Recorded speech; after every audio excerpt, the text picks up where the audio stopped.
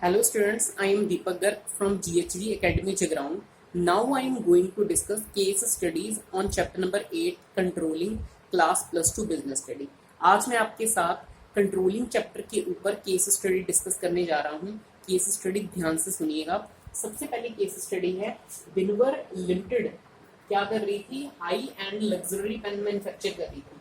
Company का जो target था वो 700 यूनिट डेली में बनाना था. कंपनी 3 महीने तक ये टारगेट अच्छी तरह से पूरा कर रही है. एकदम ऑब्जर्व किया कि कुछ महीनों से ना कि कंपनी की जो प्रोडक्शन है वो कम हो गई. कुछ 700 की जगह पे 600 यूनिट या 650 यूनिट बन रही है, लेकिन इतनी कमी आ गई.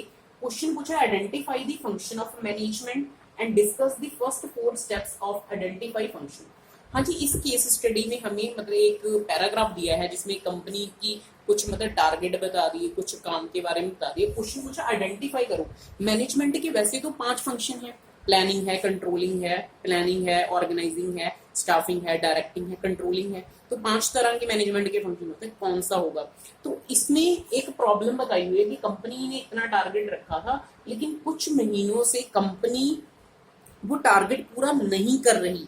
इट मीन्स जहां पे हो सकता है कि प्लानिंग तो करी हुई है ना, सेटिंग अरेंजमेंट तो सारा किया हुआ है, कहीं ना कहीं कंपनी कौन सा फंक्शन यहाँ पे मतलब चाहेगी, उसका नाम होगा कंट्रोलिंग.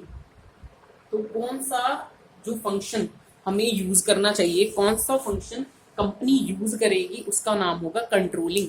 तो कौन सा आइडेंटिफाई फंक्शन कंपनी को चाहिए यहाँ पे, कंट्रोलिंग.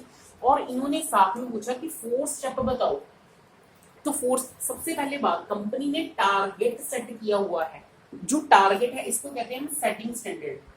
अगर टारगेट हमने सेट किया है तो setting standard, standards are looking as a target.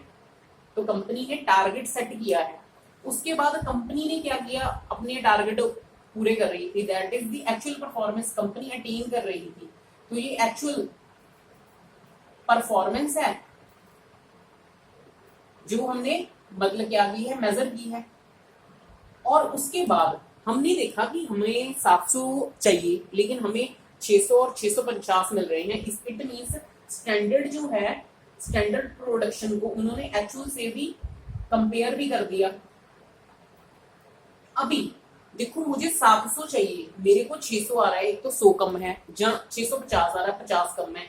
तो जो मेरा कम है, जहां तो मेरी माइनस में 100 जा रही है या माइनस में 50 जा रही है, ये मेरी है डेविएशन. तो मेरा पॉइंट क्या है, मतलब आपको बताने के लिए इन्होंने 4 स्टेप पूछे हैं.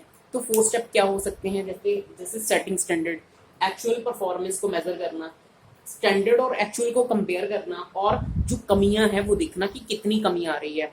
अगर ये 5 पूछते तो हम उस पर लेते करेक्टिव एक्शन. तो आप केस स्टडी को ध्यान से पढ़ें, एक एक लाइन को, सिंगल लाइन को पढ़ें. कैसे नहीं केस स्टडी सॉल्व होगी. नेक्स्ट पॉइंट पे आते हैं. नेक्स्ट पॉइंट है, ये केस स्टडी है. राज और संजय एक सेम कंपनी में ही मैनेजर थे, अलग अलग यूनिट में वो काम करते थे. उन्होंने डिस्कस किया कि मैनेजमेंट के क्या क्या काम होते हैं. राज बोला ना कि जो प्लानिंग है वो तो लुकिंग अहेड है, जो पर वो कहते हैं कंट्रोलिंग क्या होती है, लुकिंग बैक होती है. संजय बोला, कहता नहीं नहीं, कंट्रोलिंग जो प्लानिंग होती है वो तो लुकिंग बैक है, लेकिन कंट्रोलिंग है वो लुकिंग अहेड है. तो दोनों ने अपने अपने रीजन दे दिए. तो हमें क्वेश्चन पूछा गया है कि कौन सा रीजन मतलब दोनों में से सही है, एक्सप्लेन करो और जस्टिफाई करो. आपने इस स्टेटमेंट से कंफ्यूज नहीं होना. मैंने अपनी पिछली वीडियो में बताया था कि प्लानिंग लुकिंग मतलब फॉरवर्ड कैसे होती है, बैकवर्ड कैसे होती है, कंट्रोलिंग लुकिंग बैकवर्ड कैसे होती है, फॉरवर्ड कैसे होती है.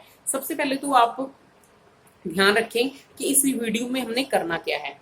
हमने सबसे पहले तो हम कहेंगे कि जो दोनों के आंसर हैं, दोनों है तो वो करेक्ट, लेकिन करेक्ट पार्शियल है. अगर मतलब इसमें बात करें कि जैसे प्लानिंग लुकिंग अहेड है, तो ये लुकिंग अहेड मतलब फ्यूचर की बात कर रहा है. ये चीज करेक्ट है कि प्लानिंग हमेशा ही हम फ्यूचर के लिए बनाते हैं. तो उस हिसाब से लिख देना कि planning is made for future, future is uncertain. तो हम जितने भी प्लान बनाते हैं वो फ्यूचर के लिए होते हैं. कंट्रोलिंग बैकवर्ड होती है, जो हमारी पास्ट जो प्रॉब्लम्स होती हैं हम उसके ऊपर एक्शन लेते हैं. That is reality. वो सही है कि कंट्रोलिंग में हम जो पिछली हमारी गलती होती है उसको हम सही करते हैं. उसने बोला कि जो प्लानिंग है वो बैकवर्ड होती है हमेशा जो हम स्टैंडर्ड बनाते हैं ना, वो हम मतलब हमारी जो पास्ट होते हैं उस बेसिस से ही बनाते हैं। कंट्रोलिंग लुकिंग अहेड होती है, कंट्रोलिंग भी फ्यूचर में वर्क करती है।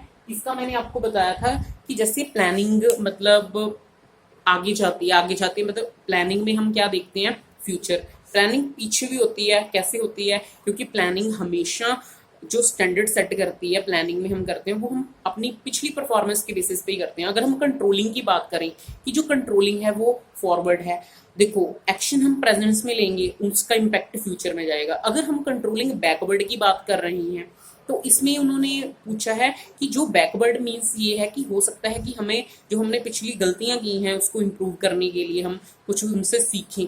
तो मैंने इस वीडियो में ये बताया कि दो बंदे गलत नहीं हैं, उनकी अपने अपने ओपिनियन सही है कि यहाँ पे उन्होंने फॉरवर्ड और बैकवर्ड अप्रोच बताई है। कभी वो प्लानिंग कह रहे हैं, कभी वो कंट्रोलिंग कह रहे हैं। तो जब भी आप केस स्टडी आपने सॉल्व करनी, ऐसा नहीं है कि इसका और नहीं मतलब आंसर हो सकता है, लेकिन जब भी आपने केस स्टडी सॉल्व करनी है आपने बड़े दिमाग से ध्यान से सॉल्व करना है। अगर आपको मेरी केस स्टडी समझ आई है तो आप मेरे चैनल बिजनेस स्टडी मंत्रा को सब्सक्राइब करें और मेरी वीडियो को ज़्यादा से ज़्यादा व्यू, लाइक, शेयर और सब्सक्राइब करें और मेरे वैल्यूएबल कमेंट आप मेरी वीडियो पे दें।